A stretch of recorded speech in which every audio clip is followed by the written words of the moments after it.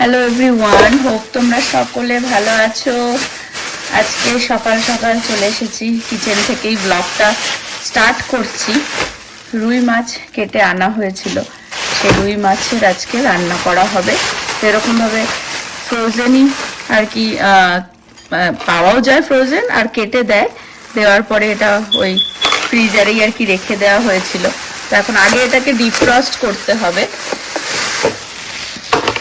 বের যখন করেছি সব একসাথেই বানিয়ে ফেলবো। আমি একটুখানি দেখিয়ে দিই। এটাকে ফার্স্টে দুটো প্যাকেটে দিয়েছে, মানে হাফ হাফ করে কেটে দিয়েছিল, বাট আমি ধরছি যখন পুরোটাই আর কি বানিয়ে ফেলবো। আচ্ছা, এরকম ভাবে ডিফ্রস্টটা করে নেবো। স্নো ওয়েদার তোমার কিরকম কাটছে? আমার কোনো জীবনের চেঞ্জ নেই, দেখতে পাচ্ছ তুমি। গ্রীষ্ম বর্ষা সেম খেয়ে যাচ্ছে, আর ক্যাপসিকামই বর্ষা। ওরে বাপরে বাপ, শীত গ্রীষ্ম বর্ষা, টমেটো আর ক্যাপসিকামই ভরসা। সবসময় বাংটামি করতে দাও। আমার মাছ হচ্ছে ডিফ্রস্ট হয়ে গেছে, এখন এটাকে ধুয়ে নেব। আজকে একটুখানি অন্য রকম ভাবে ভাজবো, কারণ ভাজাটা এই মাছ না খুবই আর কি ছেটে, মানে একটুখানি মেসি হয়। তো ওই জন্য আমি নতুনভাবে, এটা একটা আমার ফ্রেন্ড আমাকে সাজেস্ট করেছিল, তো সেইভাবে আমি আজকে বানাবো। আগে ধুয়ে ম্যারিনেট করে নিই। অ্যাকচুয়ালি দেখে মনে হচ্ছিল অনেকটা, বাট দেখো হ্যাঁ অনেকগুলো পিস অফকোর্স আছে, কিন্তু এই একবারেই বানিয়ে রাখলে অনেক সময় এগুলো না অনেকে কি করে ভেজে রেখে দেয়, যখন ঝোল বানাতে হবে সপ্তাহে হয়তো দুবার বানিয়ে নিল, বাট আমি একেবারেই বানিয়ে রাখবো। আর আমি যেই প্রসেসে বানাচ্ছি তেলটাও অনেকটাই কম লাগবে ভাজতে। তো একটু ধুয়ে নিই, ধুয়ে এটাকে ম্যারিনেট করব। এই যে ছোট ছোট পিস রুই মাছের, বিকজ মাছটা ছোট এনেছিলাম এবার, ছোট, হ্যাঁ স্মল সাইজের এনেছিলাম। আমরা ইউজুয়ালি বাড়িতে অ্যাকচুয়ালি স্যামনটাই আর কি খাওয়া হয় সব সময় আমাদের বাড়িতে। রুই মাছটা সবসময় এখন আর আনা হয় না, তো এই জন্য অনেকদিন পরই বানাচ্ছি রুই মাছটা। তো রুই মাছের রান্নাটাও বা কীভাবে করবো আমি সেটা তোমাদের সাথে শেয়ার করছি। ভালো করে ধুয়ে নিলাম, হোপফুলি ভালো হবে, অনেকদিন পর খাওয়া হবে তো। একটু নুন আর হলুদ দিয়ে এটাকে ম্যারিনেট করা হবে এখন। আর হলুদ, একটুখানি সর্ষের তেল দিয়ে এটা ম্যারিনেট করব। অল্প একটু সর্ষের তেল যাবে, আর এই যে সর্ষের তেলটা ম্যারিনেশনে যাচ্ছে এইটুকুনি কিন্তু আমার ভাজা হয়ে যাবে, আর তেল লাগবে না। সেটাই আমি দেখাচ্ছি কিভাবে করব। ভালো করে মেখে নিই, ভালো করে মেখে নিলাম। এই যে লেজাও, অ্যাকচুয়ালি মাথাও নিয়ে আসা হয়েছিল, মাথাটা আর বানাচ্ছি না, লেজাও দিয়ে দিয়েছে। এখন ম্যারিনেট করে কিছুক্ষণ রেখে দিই। বাইরেটা একবার তোমাদেরকে দেখিয়ে দিই। আজকে খুব সুন্দর রোদ্দুর উঠেছে, কিন্তু বিভৎস ঠান্ডা কিন্তু। আর সেই ঠান্ডার জন্যই এই বরফ গলছে না। ছাদে ফাদেও দেখতে পাচ্ছ সকাল থেকেই রোদ্দুর উঠে রয়েছে। অ্যাকচুয়ালি আমি গার্বেজগুলো এসে এসে ফেলছি, এটা তোলাই যাচ্ছে না, এত ভারী হয়ে গেছে। এই ওপরে এটা না আইস হয়ে গেছে, দেখো এই যে, এই যে, যার জন্য এটা খুব ভারী হয়ে গেছে। আমি অ্যাকচুয়ালি সোয়েটার টোয়েটার জ্যাকেট না পরেই চলে এসেছি। ওরে বাপরে বাপ, ও ভেঙে গেল।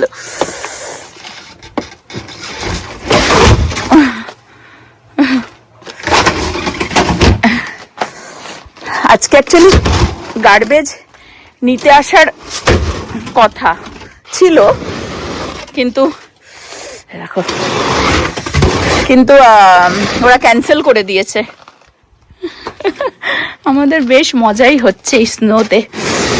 এই তো আজকে রোদ্দুর উঠে গেল, বাট এই সপ্তাহটা না পুরো মাইনাসে টেম্পারেচার, বাইরে দাঁড়ানো যাচ্ছে না। আমি ঢুকে যাই, জ্যাকেট পরে আসিনি তো। হ্যাঁ, মাইনাসে টেম্পারেচার, ওই জন্য বরফ গলছে না, কিন্তু এই রোদ্দুর উঠলে আস্তে আস্তে বরফ গলেই যাবে ইভেনচুয়ালি। রুই মাছের ঝোল হবে, আলু দিয়ে পাতলা ঝোল। তো তার সাথে একটু ভাত না হলে হয় না। রাইসটা আনা হয়েছিল, ঢালা হচ্ছিল না, এইটুকুনি চাল ছিল ডিব্বার মধ্যে, তো সেটা আজকে বানিয়ে ফেলছি বলে নতুন চালটার মধ্যে ঢেলে দেওয়া হচ্ছে, ধরে যাবে।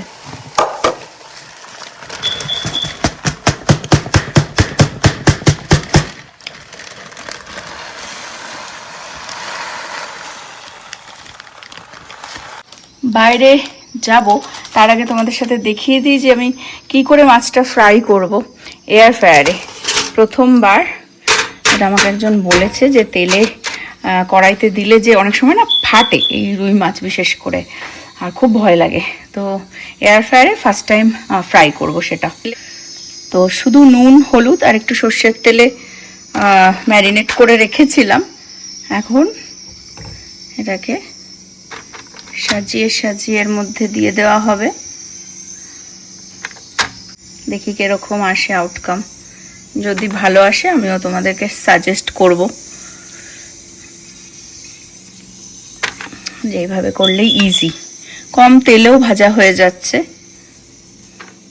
কারণ যেই তেলে রুই মাছ ভাজবে কড়াইতে সেই তেলটা তো আর ফেলে দেওয়া যায় না, আর অল্প তেলেও ভাজা যায় না। তারপর রান্নার মধ্যে অনেকটা তেল হয়ে যায়।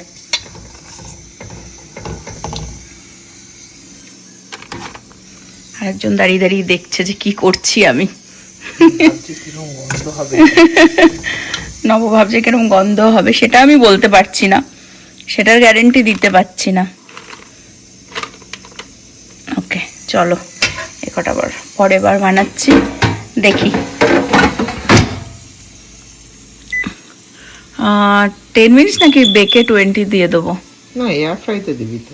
এয়ার ফ্রায়ারেই আছে 10 মিনিটস। ওকে, ভাবলাম পাকামো মেরে লাভ নেই। অ্যাকচুয়ালি টি শার্ট পরে তখন বেরিয়ে গেছিলাম, একটা ওপরে সোয়েটার পরে নিলাম। আজকে আর বেশি বড় কোট ফোট পরবার মতন ফিল হচ্ছে না। ঠান্ডা তো অফকোর্স -4-5 এখন রাইট নাও সেলসিয়াসে। রাত্রের দিকে -11 থাকবে আজকে।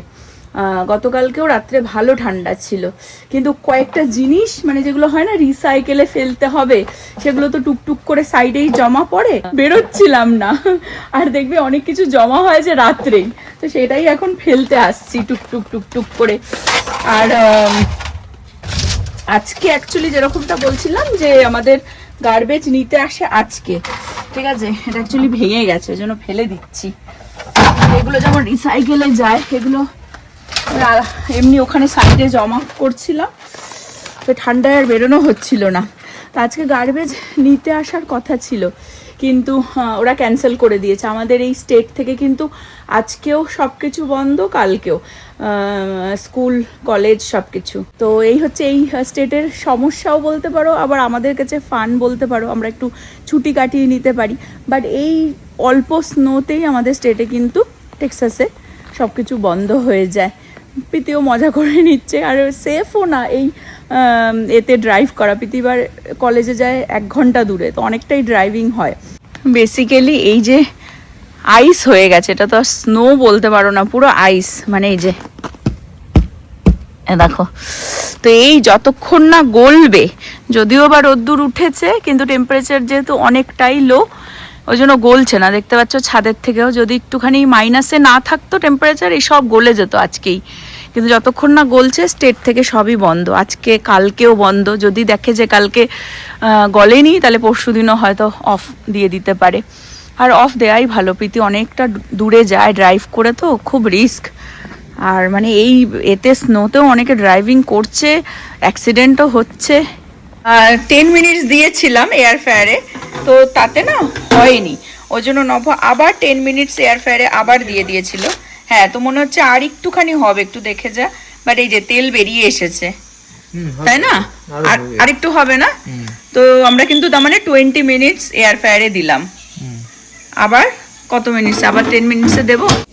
আচ্ছা, দেওয়ার আগে একবার উল্টে দিই, কারণ আবার এই যে দেখতে পাচ্ছ ওই পিঠটা একটু হোক, কারণ এই পিঠটা ঠিক আছে, তাও মোটামুটি এসেছে কালার। 5 মিনিটের জন্য ওই পিঠটা দিয়ে দিচ্ছি। 10 মিনিট দিয়ে দেব। 10 মিনিট? আমি এক্স্যাক্টলি কত মিনিটে ভাজাটা হলো আমি তোমাদেরকে জানাচ্ছি। বাট আলগোছে একটুখানি উল্টে উল্টে দিই, তো উল্টিয়ে আবার 10 মিনিটের জন্য দিয়ে দিচ্ছি। যেরকমটা বললাম যে আমার একটা ফ্রেন্ড আমাকে সাজেস্ট করেছিল, এই যে ফাটলে খুব ভয় লাগে তেলের মধ্যে যখন ভাজা হয়, আর তেলটাও অনেকটা বেশি লাগে। তো সেই হিসেবে আমি ভাবলাম যে ঠিক আছে ট্রাই করে প্রথমবার দেখি এয়ার ফ্রায়ারে কিরকম হয়। আর আমি টাইমটা এক্স্যাক্টলি দেখতে চাইছিলাম যাতে তোমাদের সাথে শেয়ার করতে পারি। এই যে একদম রেডি, এটা কিন্তু এরকম ভাজাও খাওয়া যাবে, আর আমি যদিও বা বের করে রাখবো, ঝোল বানাবো, আর বাকিটাও এখন দিয়ে দেবো। ওটা যতক্ষণে হচ্ছে ততক্ষণ আমি বাইরে একটুখানি তোমাদের সাথে শেয়ার করে আসি। ছেলেকেও নভত্তু নিয়ে গেল, এই স্নো তো আর কালকে জানি না থাকবে কিনা, গলে যাবে হয়তো, তোকে একটুখানি বাইরে খেলাতে নিয়ে যাওয়া হচ্ছে। বাট বলে দিই টাইমটা এক্স্যাক্টলি 20 মিনিটস এয়ার ফ্রায়ারে দেওয়া হলো। এক পিঠ হয়ে যাওয়ার পর আরো 10 মিনিটস উল্টে দেওয়া হলো, মানে উল্টে আর একটা পিঠ আর কি ফ্রাই করা হলো। তো টোটাল আর কি 30 মিনিটস লাগলো বানাতে আর কি, ফ্রাই করতে। খারাপ হয়নি দেখো। আর তেলও এই যে ম্যারিনেশনে দিয়েছিলাম ওইটুকুনি এখানে বেরিয়েও এসেছে তেল। আর এই যে এখানে ভাজা ফিশ ফ্রাই এয়ার ফ্রায়ারে, রুই মাছ ভাজা, নট ব্যাড, নরমও আছে। আমি আর মানে বেশি আর করলাম না, বিকজ তবে চুই না হয়ে যায়, যেহেতু মানে ঝোল হবে না সেই জন্য। আর 30 মিনিটসে বাকিটা হতে থাকুক, ততক্ষণ আহানকে একটুখানি বাইরে খেলিয়ে নিয়ে আসি। রেডি? ও মাই গড, ম্যাজিক মাউন্টেন বানাচ্ছি। ও 7 ম্যাজিক মাউন্টেন, লাস ভেগাসে যেটা আছে। আমি ফটো অ্যাড করে দেবো, যারা লাস ভেগাসের আমাদের ভিডিও দেখোনি তাদের জন্য, যে কিরম দেখতে হয় অরিজিনালটা। এটাও করা যেত যদি আমরা কালার নিয়ে আসতাম। অ্যাকচুয়ালি এক একটা স্টোন কালারফুল হয়, ডিফারেন্ট কালার। বানিয়েছে ভালোই নব। এই বাবা,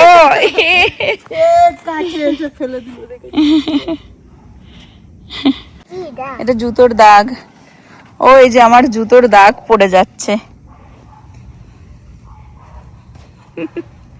দারুন, হ্যাঁ তোমারও সুন্দর পড়ছে। এই যে হাই বুড়ো পিতি,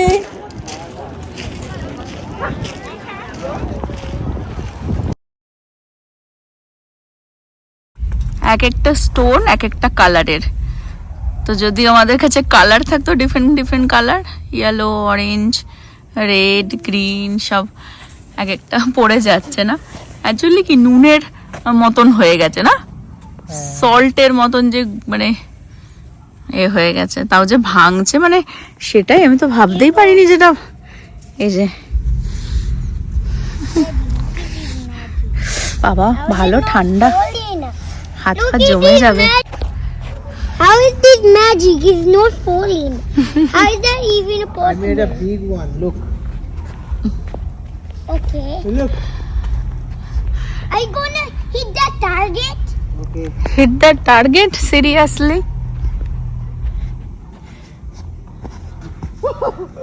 Okay, let's play snowball.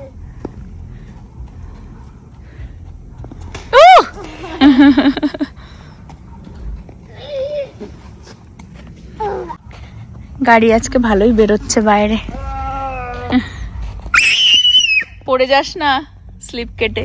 রোদ্দুরটা উঠেছে বলে না, মানে মাইনাসে যে রয়েছে এখন টেম্পারেচার, সেটা অতটা ফিল হচ্ছে না। হাত ফাত একটুখানি জমে যাচ্ছে।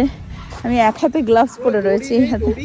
হ্যাঁ দড়িতে, আচ্ছা আগের দিন যে স্লাইড করছিল ইজিলি হয়ে যাচ্ছিল, আজকে হচ্ছে না বলছে।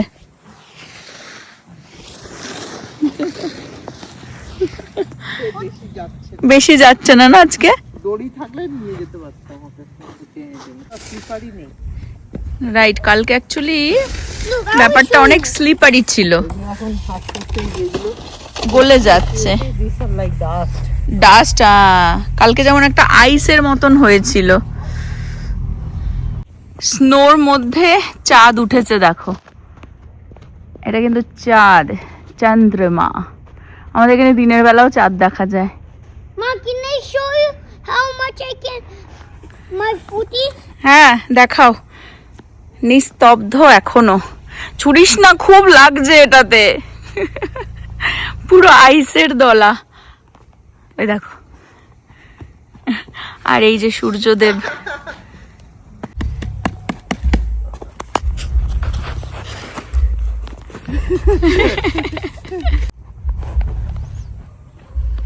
Okay, that's a big one.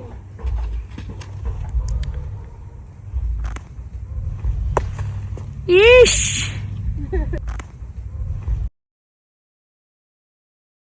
প্রীতি আবার আলু পরোটা বানাচ্ছে। এটা পাওয়া যায় ফ্রোজেন, আমি প্যাকেটটা ঘরে গিয়ে দেখাচ্ছি। তো আমি আবার একটুখানি দই দিয়ে খেতে খেতে চলে আসলাম। এই কি এরা ঢুকে গেল নাকি রে? কোথায় ঢুকে গেলি? আমি আবার আলু পরোটা নিয়ে এসেছি, রোদ্রে স্নোতে খাই দাঁড়িয়ে দাঁড়িয়ে বাইরে। খেয়ে দেখো।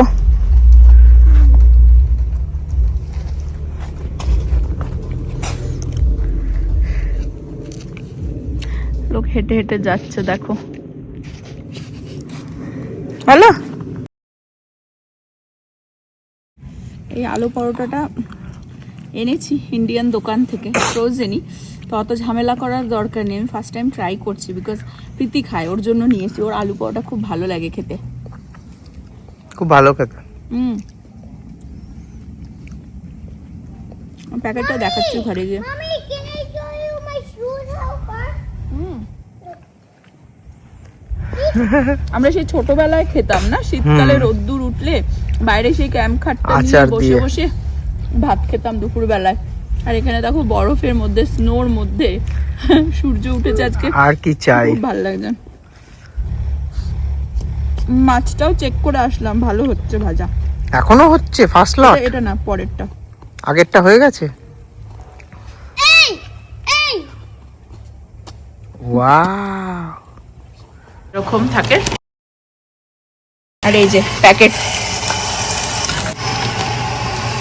আলু পরোটা। তৃতীয় বন্ধুদের সাথে ওখানে কথা বলছে। আর এই যে রাসেট, এখানে 3টে লম্বা লম্বা করে কেটে নি। আলুগুলোকে লম্বা লম্বা করে কেটে নিলাম। মাছের যেরকম রুই মাছের ঝোল হয় সেরকমই বানাবো, তা একটু দেখিয়ে দিই, তোমাদের সাথে শেয়ার করে দিই। আদা নিয়ে নিলাম, আদাটা লঙ্কা দিয়ে বাটবো। ফার্স্ট বানাতে, দুটো পরোটা বানাতে এসে আমাকেই খাইয়ে যাচ্ছিল বানিয়ে বানিয়ে। দেখো এটা ভাজাটা কিন্তু দারুণ হয়েছে, দারুণ এসেছে। সেম টাইমই দিয়েছি, কিন্তু এটাই তেল বেরিয়ে এসেছিল তো সেই জন্য বেশি ভাজা হয়েছে। প্রীতিকে দিয়ে দিলাম 2 পিস, ওই দিয়ে খাবে পরোটা দিয়ে। কাঁচা লঙ্কা বেটে নেব, ছোট ছোট পিসে কেটে নিলাম, বাটতে সুবিধা হবে তাই। আর লঙ্কা বেটে নিয়েছি। এখন এর মধ্যে যেটাতে মানে ঝোল বানাবো ঠিক সেইটুকুনি তেল দেব। এইটুকুনি তেলেই আমার রান্না হয়ে যাবে। আর এই ভাজতে হলেই কত তেল লাগে না, অত তো তেল এখন আমরা আর খাই না। এবারে আমি এর মধ্যে আলুগুলোকে ছেড়ে দেবো, দিয়ে এবার আলুটা একটু নুন হলুদ দিয়ে ভাজা ভাজা অল্প করে নেবো। নুন আর হলুদ দিয়ে দেবো এর মধ্যে।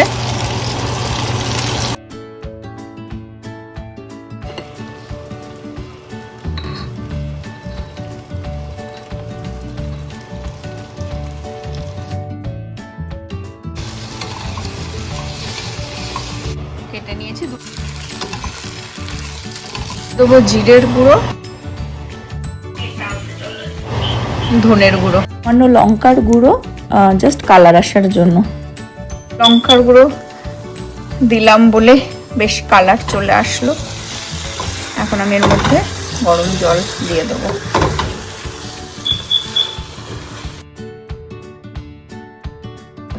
জল দিয়ে ঢেকে রেখেছিলাম, ফুটে গেছে। আর আলুটাও এই যে সিদ্ধ হয়ে গেছে, জাস্ট দেখার জন্য। এখন আমি মাছগুলো এর মধ্যে দিয়ে দেবো, দিয়ে একটু ফুটিয়ে নিলে ধনেপাতা দিয়ে নামাবো।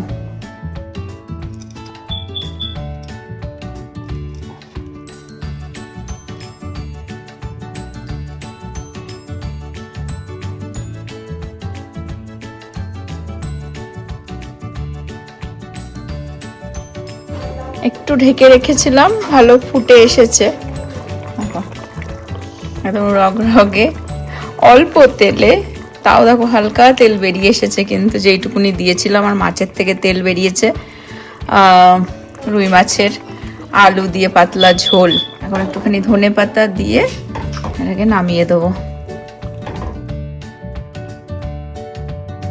লঙ্কার গুঁড়োটা না দিলেও হয়, আমি জাস্ট একটু কালারের জন্য দিয়েছিলাম। যেই লঙ্কার গুঁড়োটা ইউজ করলাম ওটাতে ঝাল হয় না, জাস্ট কালার। কয়েকটা কাঁচা লঙ্কাও ছিটিয়ে দিচ্ছি। ভাত নভ ফাইনালি, অ্যাকচুয়ালি স্যালাড ফ্যালাড খাওয়া হয়ে গেছে। এখন একটুখানি ভাত না হলে আবার এই মাছের ঝোলটা তো সেরকমভাবে ভালো লাগবে না, তাই না? তো ওই জন্য আজকে যেহেতু বানানো হয়েছে, একটু ভাত খাতে, তাই একটুখানি ভাত দিয়ে নিয়ে নিচ্ছে। মতে মাছের ঝোলের আলুটাই খুব ভালো লাগে খেতে।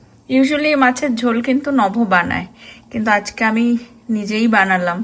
তো একটু খেয়ে বলো কিরকম হয়েছে। খুব ভালো হয়েছে, টেস্ট করে নিয়েছি আমি। ও আচ্ছা আচ্ছা, টেস্ট করে ওর ভালো লেগেছে, ওই জন্যই মনে হয় ভাতটা নিল। হ্যাঁ, না ভাত এমনিও নেবো না সেটা ভাবছিলাম আর কি। তারপর ভাবলাম যে নিয়েই নি একটা দিক, রোজ তো আর খাওয়া হয় না এইসব মাছ। সেটাই। খেয়ে একটু বলো কিরকম। সবারই রান্নার স্টাইল আলাদা, দেখবে সেম রেসিপি যদি আমি বানাই একরকম হবে, নভ বানাবে আর এক রকম হবে। খুব ভালো হয়েছে, সেমই বানিয়েছো তুমি, খুব ভালো হয়েছে। চলো আমরা লাঞ্চটা সেরে নিই, আমিও খেয়ে নেবো। একটু ওই পরোটা খেয়েছিলাম বলে অ্যাকচুয়ালি এখন অনেকটা বেলা হয়ে গেছে, একটু লেট করেই লাঞ্চ করছি। আমরা আজকাল লাঞ্চ কাম ডিনার করে নিই বেসিক্যালি, মানে লেট লাঞ্চ আর্লি ডিনার। ঠান্ডায় আমরা রীতিমতন স্টাক বলতে পারো। লাঞ্চ একটু লেট করেই করেছিলাম, এখন একটুখানি ডেজার্ট খাচ্ছি বসে বসে। ছেলেটাকে খাইয়ে ঘুমটুম পাড়িয়ে দিলাম। আমি আর্লিয়ার বলছিলাম যে আজকে কালকে স্টেট থেকে কিন্তু সব কিছু বন্ধ। যারা ওয়ার্কিং ফ্রম হোম করছে তারা হয়তো অফিস করছে, বাট বাকি দোকানপাট সব কিছু কিন্তু ক্লোজ। স্কুল কলেজও কালকেও ছিল আর কি বন্ধ। বিকেল হতে হতে প্রীতির কাছে ইমেল এসেছে পরশু দিনও ওদের কলেজ কিন্তু ক্যাম্পাস বন্ধ থাকবে, অনলাইনে ক্লাস হবে। আর আহানেরও বন্ধ। তো মোটামুটি এখনও আরও 2 দিন চলবে আমাদের অফ, ছুটি আর কি। তো অ্যাকচুয়ালি ছুটি কাটাচ্ছি বলতে পারো, এরকম ঠান্ডার মধ্যে সারা রাস্তাঘাট স্নোতে ভরা, ক্লিন হয়নি, তো কোথায় বা বেরোবো, আর সব কিছু বন্ধ। তো এই জন্য রান্না করছি, খাচ্ছি, রিল্যাক্স করছি। হোপ তোমরাও এনজয় করলে আমাদের সাথে স্নোর কটার দিন। এখানে আজকের ব্লগটা এন্ড করছি। হোপ তোমরা সকলে ভালো থাকবে, সুস্থ থাকবে, হ্যাপি থাকবে। Bye bye, good night.